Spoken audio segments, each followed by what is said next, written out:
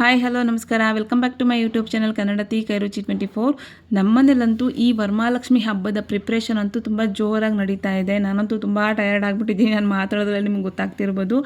ಅಡುಗೆ ಮಾಡಿದ ರೆಸಿಪೀಸ್ ಹಾಕೋದಾಗಿರ್ಬೋದು, ಅಡುಗೆ ಮಾಡೋದಾಗಿರ್ಬೋದು, ಮನೆ ಕ್ಲೀನಿಂಗ್ ಆಗಿರ್ಬೋದು, ಎಕ್ಸೆಟ್ರಾ ಎಕ್ಸೆಟ್ರಾ ಎಕ್ಸೆಟ್ರಾ ಎಲ್ಲ ಹೆಣ್ಮಕ್ಳಿಗೆ ಹಬ್ಬ ಅಂದರೆ ಇದೆ ಅಲ್ವಾ. ಹಬ್ಬ ಆಗೋ ಗಂಟ ಹಿಂಗೆ ಎಲ್ಲ ಹೆಣ್ಮಕ್ಳು. ಇವತ್ತು ನಾನು ನಿಮ್ಮೆಲ್ಲರಿಗೋಸ್ಕರ ಗರ್ಗರಿಯಾಗಿ ಸಖತ್ ಟೇಸ್ಟಿಯಾಗಿ ಹೇಗೆ ನಿಪ್ಪಟ್ಟನ್ನ ಮಾಡೋದು, ಇದು ಬಂದು ವರಮಹಾಲಕ್ಷ್ಮಿಗೆ ಎರಡನೇ ರೆಸಿಪಿ ನಾನು ಮಾಡ್ತಾ ಇರೋದು. ಮೊದಲನೇದು ಕರ್ಜಿಕಾಯಿ ಇತ್ತು, ಎರಡನೇದು ನಿಪ್ಪಟ್ಟು ರೆಸಿಪಿನೇ. ಇವತ್ತು ನಾನು ಹೇಗೆ ಮಾಡೋದು ನಿಪ್ಪಟ್ಟನ್ನ ಮನೆಯಲ್ಲಿ ಗರಿಗರಿಯಾಗಿ ಸಖತ್ ಟೇಸ್ಟಿಗೆ ಅಂತ ತೋರಿಸ್ಕೊಡ್ತೀನಿ ಬನ್ನಿ. ಇಲ್ಲಿ 1 ಕಪ್ ಅಳತೆ ನಾನೆಲ್ಲ ಹೇಳ್ತಾ ಇದ್ದೀನಿ. 1 ಕಪ್ಪು ಕಡಲೆ ಬೀಜನ ನಾನು ಇಲ್ಲಿ ಹುರಿದು ಸಿಪ್ಪೆ ತೆಗೆದು ಹಾಕ್ಕೊತಾ ಇದ್ದೀನಿ. ಹಾಗೆ ಅದೇ ಕಪ್ಪಲ್ಲಿ 1 ಕಪ್ಪು ಹುರ್ಗಡ್ಲೆನೂ ಕೂಡ ಸೇರಿಸ್ಕೊತಾ ಇದ್ದೀನಿ. ಇಲ್ಲಿ ಒಂದು 5ರಿಂದ 6 ಬ್ಯಾಡಗಿ ಮೆಣಸಿನ್ಕಾಯಿನೂ ಕೂಡ ಹಾಕ್ಕೊಂಡು ಇಲ್ಲಿ ರಫಾಗಿ ಹೊಡ್ಕೊತಾ ಇದ್ದೀನಿ. ಜಾಸ್ತಿ ದಪ್ಪನೂ ಬಿಟ್ಕೋಬೇಡಿ, ಜಾಸ್ತಿ ಹಂಗಂತ ತೀರ ನುಣ್ಣಗೂ ಮಾಡಬೇಡಿ. ನೋಡಿ ಈ ಲೆವೆಲಲ್ಲಿದ್ದರೆ ಸಾಕು. ಜಾಸ್ತಿ ದಪ್ಪ ಇದ್ದರೆ ಒತ್ತಬೇಕಾದ್ರೆ ಒಡೆದೋಗ್ಬಿಡುತ್ತೆ, ಇಲ್ಲ ಎಣ್ಣೆಗೆ ಹಾಕಬೇಕಾದ್ರೆ ಒಡೆದೋಗ್ಬಿಡುತ್ತೆ. ನೋಡಿ ಈ ಕನ್ಸಿಸ್ಟೆನ್ಸಿಗೆ ಹಾಕ್ಕೊಳ್ಳಿ, ಚೆನ್ನಾಗಿ ಬರುತ್ತೆ. ಇಲ್ಲಿ ಒಂದು ಬೌಲ್ಗೆ ನಾವು ಯಾವ ಕಪ್ಪಲ್ಲಿ ಕಡಲೆಬೀಜ ಹಾಗೆ ಹುರ್ಗಡ್ಲೆನ ನಾವು ಅಳತೆ ಮಾಡ್ಕೊಂಡಿದ್ವೋ ಅದೇ ಕಪ್ಪಲ್ಲಿ 2 ಕಪ್ ಆಗುವಷ್ಟು ಅಕ್ಕಿ ಹಿಟ್ಟು, ಹಾಗೆ ಅದೇ ಕಪ್ಪಲ್ಲೇ ನಾನಿಲ್ಲಿ ಒಂದು 3/4 ಕಪ್ ಆಗುವಷ್ಟು ಮೈದಾನ ಸೇರಿಸ್ಕೊತಾ ಇದ್ದೀನಿ. ಹಾಗೆ ಒಂದು 3/4 ಕಪ್ ಆಗುವಷ್ಟು ಚಿರೋಟಿ ರವೆನೂ ಕೂಡ ಇಲ್ಲಿ ಸೇರಿಸ್ಕೊತಾ ಇದ್ದೀನಿ. ಚಿರೋಟಿ ರವೆ, ಬಾಂಬೆ ರವೆ ಅಂತ ಹೇಳ್ತೀವಲ್ವ, ಸೊ ಚಿರೋಟಿ ರವೆನ ಇಲ್ಲಿ ಸೇರಿಸ್ಕೊತಾ ಇದ್ದೀನಿ. ಸೇರಿಸ್ಕೊಂಡು ಇಲ್ಲಿ ನಾವು ರುಬ್ಬಿ ಪುಡಿ ಮಾಡಿ ಇಟ್ಕೊಂಡಿದ್ವಲ್ಲ ಕಡಲೆಬೀಜ ಹಾಗೆ ಕಡಲೆಪಪ್ಪು, ಬ್ಯಾಡಗಿ ಮೆಣಸಿನ್ಕಾಯಿ ಪುಡಿನೂ ಕೂಡ ಇಲ್ಲಿ ನೋಡಿ ಹಾಕ್ಕೊತಾ ಇದ್ದೀನಿ. ಇಲ್ಲಿ ಎಲ್ಲನೂ ಹಾಕ್ಕೊಂಡು ಖಾರಕ್ಕೆ ನಿಮ್ಗೆ ಎಷ್ಟು ಬೇಕೋ ಅಷ್ಟು ಖಾರದ ಪುಡಿನ ಸೇರಿಸ್ಕೊಳ್ಳಿ. ಇದು ಬಂದು ಅಚ್ಚ ಖಾರದ ಪುಡಿ, ಓಕೆನಾ. ಇಲ್ಲಿ 1 ಟೇಬಲ್ ಸ್ಪೂನ್ ಆಗುವಷ್ಟು ಅಜ್ವಾಯಿನ್ ಓಂಕಾಳನ್ನ ಇಲ್ಲಿ ಹಾಕ್ಕೊತಾ ಇದ್ದೀನಿ. ಓಂಕಾಳು ಹಾಕೋದ್ರಿಂದ ಫ್ಲೇವರ್ ಚೆನ್ನಾಗಿರುತ್ತೆ ನಿಪ್ಪಟ್ಟು ತಿನ್ನಬೇಕಾದ್ರೆ, ಮಧ್ಯ ಸಿಕ್ಕಿದ್ರೆ.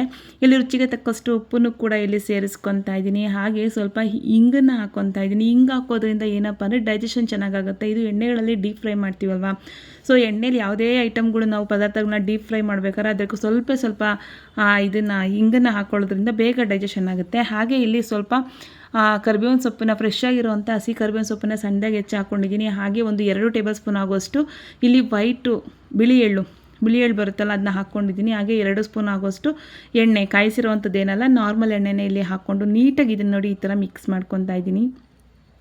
ಈ ನಿಪ್ಪಟ್ಟು ಬಂದು ತುಂಬಾ ಚೆನ್ನಾಗಿರುತ್ತೆ. ನಿಜ ನಾವು ಮನೆಯಲ್ಲಿ ಮಾಡಿದ್ದೀವಿ ಅಂತಲೇ ಅನಿಸಲ್ಲ, ಅಷ್ಟು ಟೇಸ್ಟಿಯಾಗಿ ಅಷ್ಟು ಕ್ರಿಸ್ಪಿಯಾಗಿ ಚೆನ್ನಾಗಿರುತ್ತೆ. ಇಲ್ಲಿ ನೋಡಿ ನೀಟಾಗಿ ಈ ಥರ ಎಲ್ಲ ಎಣ್ಣೆ ನಾವು ಹಾಕಿರುವಂಥ ಐಟಮ್ಸ್ಗಳೆಲ್ಲ ನೀಟಾಗಿ ಮಿಕ್ಸ್ ಆಗಿ ನೋಡಿ ಈ ಥರ ಉಂಡೆ ಕಟ್ಟರೆ ಮುದ್ದೆ ಥರ ಆಗಬೇಕು, ಓಕೆನಾ. ಇದು ಪರ್ಫೆಕ್ಟ್ ಕನ್ಸಿಸ್ಟೆನ್ಸಿ ಇರುತ್ತೆ. ಈ ಟೈಮಲ್ಲಿ ಇಲ್ಲಿ ನಾವು ಸ್ವಲ್ಪ ನೀರನ್ನು ಹಾಕ್ಕೊಂಡು ಇದನ್ನು ಸ್ವಲ್ಪ ಗಟ್ಟಿಗೆ ಕಲಿಸ್ಕೋಬೇಕು. ಇವಾಗ ಚಪಾತಿ ಹಿಟ್ಟಿಗಿಂತ ಗಟ್ಟಿ ಅಂದರೆ ಅದಕ್ಕಿಂತ ಇನ್ನೊಂದು ಸ್ವಲ್ಪ ಗಟ್ಟಿ, ಓಕೆನಾ.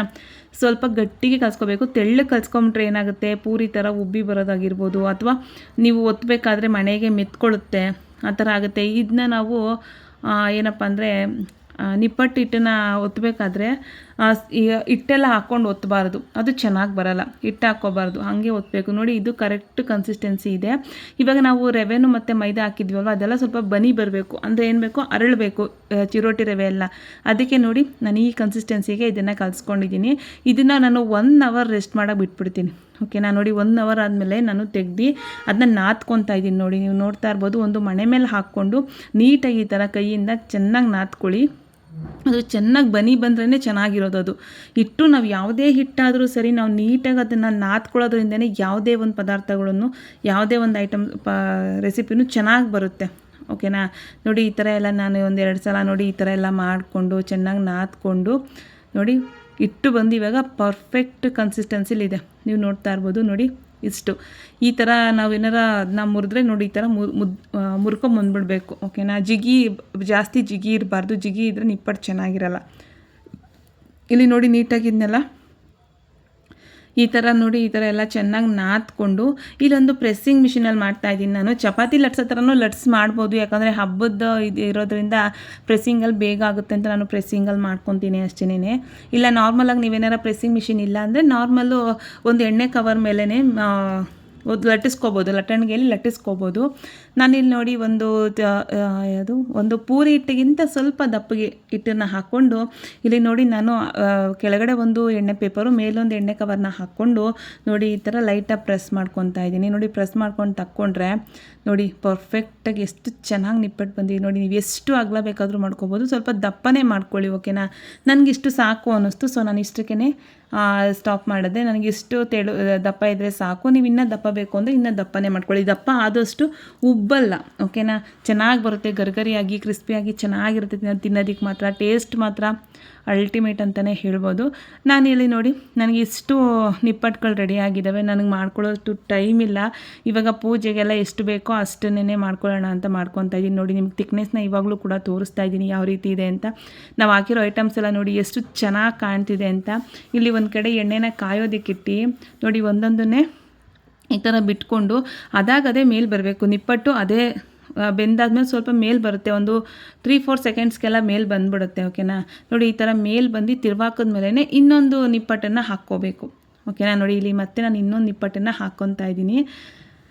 ಈ ಥರ ನೋಡಿ 1 ಅಥವಾ 2 ಇಲ್ಲ 3 ಇಲ್ಲ 4 ಹಾಕ್ಕೋಬೋದು. ಬಾಣಲೆ ಏನಾರು ಜಾಸ್ತಿ ಇದು ಎಣ್ಣೆ ಜಾಸ್ತಿ ಹಾಕ್ಕೊಂಡ್ರೆ ನೀವು ಜಾಸ್ತಿನೂ ಕರ್ಕೋಬೋದು, ಓಕೆನಾ. ನೋಡಿ ನಾನು ಎರಡೂ ಕಡೆ ಈ ಕಡೆ ಈ ಥರ ತಿರುಗಿಸ್ಕೊಂಡು ಗೋಲ್ಡನ್ ಬ್ರೌನ್ ಬರೋವರೆಗೂ ಇದನ್ನು ಫ್ರೈ ಮಾಡ್ಕೊತಾ ಇದ್ದೀನಿ. ಫ್ರೈ ಮಾಡಿಕೊಂಡು ಅದನ್ನು ಒಂದು ಕಡೆ ಎತ್ತಿಟ್ಕೊಳ್ಳೋದು ಅಂದರೆ ಒಂದು ಆ ಪೇಪರು ಅಥವಾ ಟಿಶ್ಯೂ ಪೇಪರ್ ಏನಾದರೂ ಹಾಕಿಬಿಟ್ಟು ಎತ್ತಿಟ್ಕೊಳ್ಳಿ. ಆರಿಸ್ಬಿಟ್ಟೆ ಎತ್ತಿಡಿ ಆಯಿತಾ. ಬಿಸಿಲೇ ಎತ್ತಿಟ್ಬಿಟ್ರೆ ಅದು ಮೆತ್ತಗಾಗ್ಬಿಡುತ್ತೆ. ಏನೇ ಒಂದು ಪದಾರ್ಥನೂ ಅಷ್ಟೇ ಸ್ವಲ್ಪ ಗಾಳಿಗೆ ರೂಮ್ ಟೆಂಪ್ರೇಚರಲ್ಲೇ ಅದನ್ನ ಆರೋದಕ್ಕೆ ಬಿಟ್ಟು ಆಮೇಲೆ ಅದನ್ನ ಎತ್ತಿಡಬೇಕು. ಆವಾಗಲೇ ಚೆನ್ನಾಗಿ ಬರೋದು ಗರಿಗರಿಯಾಗಿ.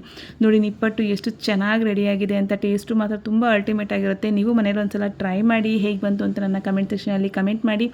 ಇನ್ನೂ ಯಾರೆಲ್ಲ ನಾನು ಸಬ್ಸ್ಕ್ರೈಬ್ ಮಾಡ್ಕೊಳ್ಳದೆ ವಿಡಿಯೋ ನೋಡ್ತಾ ಇದ್ದೀರಾ ಪ್ಲೀಸ್ ಹೋಗಿ ಸಬ್ಸ್ಕ್ರೈಬ್ ಮಾಡ್ಕೊಳ್ಳಿ. ಹಾಗೆ ಪಕ್ಕದಲ್ಲಿರುವಂಥ ಬೆಲ್ ಐಕಾನ್ನ ಕ್ಲಿಕ್ ಮಾಡಿದ್ರೆ ನಾನು ಯಾವುದೇ ವಿಡಿಯೋ ಹಾಕಿದ್ರೆ ಫಸ್ಟ್ ನೋಟಿಫಿಕೇಷನ್ ನಿಮಗೆ ಬಂದು ಸೇರುತ್ತೆ. ವಿಡಿಯೋಕ್ಕೊಂದು ಲೈಕು ಹಾಗೆ ಕಮೆಂಟ್ ಕೊಡೋದು ಮಾತ್ರ ಮರಿಬೇಡಿ. ನೀವು ಕೊಡೋ ಒಂದು ಲೈಕು ಕಮೆಂಟ್ ನನಗೆ ನೆಕ್ಸ್ಟ್ ವಿಡಿಯೋಗೆ ಮೋಟಿವೇಶನಲ್ ಆಗಿರುತ್ತೆ. ನನ್ನ ಮಗ ನೋಡಿ ಮುರ್ದಿ ತೋರಿಸ್ತಾ ಇದ್ದೆ, ನಾನು ಮಾಡ್ತಾ ಇದ್ದಂಗೆ ತಿಂದ್ಬಿಟ್ಟು ಅವನು ಟೇಸ್ಟ್ ಮಾಡಿಬಿಡ್ಬೇಕು. ವಿಡಿಯೋ ನೋಡಿದ್ದಕ್ಕಾಗಿ ಧನ್ಯವಾದಗಳು. Thank you so much. Love you.